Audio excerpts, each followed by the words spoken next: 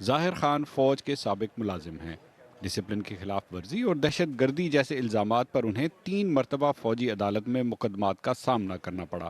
5 سال سزا پانے اور اس دوران ذہنی امراض کے مرکز میں بند رہنے کے بعد اب انہوں نے سول عدالت کا رخ کیا ہے۔ ابھی انہوں نے ڈاکومنٹس پر بھی لکھا ہے کہ یہ سیول نوکری کے لیے انفٹ ہے، ہم اس سے مطمئن نہیں ہے، تو 13 سال میرے یہ ضائع ہو گئے۔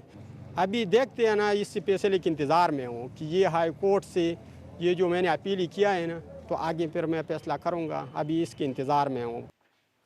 انعام الرحیم ایڈوکیٹ سابق فوجی افسر ہیں اور فوجی عدالت کے جج بھی رہ چکے ہیں۔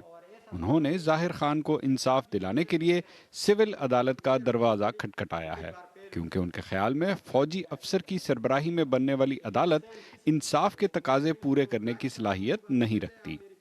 وہ اصل میں وہ ایک تو قانون سے ناواقف ہوتا ہے، اس کے سامنے یہ ہوتا ہے کہ ایک آدمی پکڑ کے لایا گیا، اس کے اوپر چارج شیٹ لکھی ہوئی ہے، وہ اس چارج شیٹ کو پڑھتا ہے، اس کے ذہن میں بھی نہیں ہوتا کہ رائٹ آف ڈیفینس اس کو دینا ہے، اس کو ایک حق دیا، اس سے پوچھا جائے کہ آپ کا کوئی وکیل ہے، اس کو لانا چاہتے ہیں۔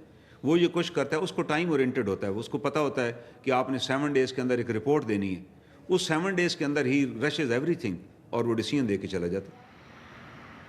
بعض سیاسی رہنماؤں اور آئینی ماہرین کی جانب سے ان مجوزہ فوجی عدالتوں کی مخالفت بھی سامنے آئی ہے، لیکن ایسا لگتا ہے کہ اس کے باوجود حکومت نے اس بارے میں قانون سازی کا فیصلہ کر لیا ہے، اور شاید اسی بنا پر قومی اسمبلی کا آج کا اجلاس مقررہ شیڈیول سے چند روز پہلے ہی بلا لیا گیا ہے۔